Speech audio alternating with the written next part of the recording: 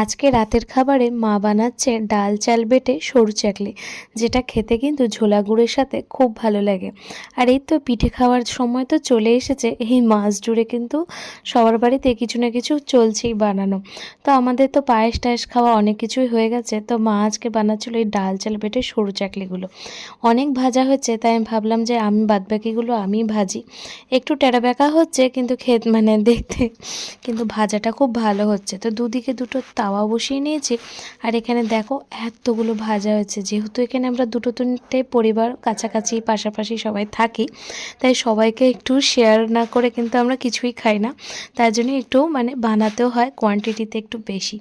তো এখানে আমি বানাচ্ছি আবার ভাজছিও, আর মা অনেকগুলো বানিয়ে গেছে, এরপর আবার সবাইকে ভাগ করে দেবে।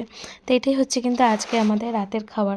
একটা ছোট মিনি ব্লগ তোমাদের সাথে শেয়ার করলাম। আর দুদিকে দুটো তাওয়া বেশি বেশ কিন্তু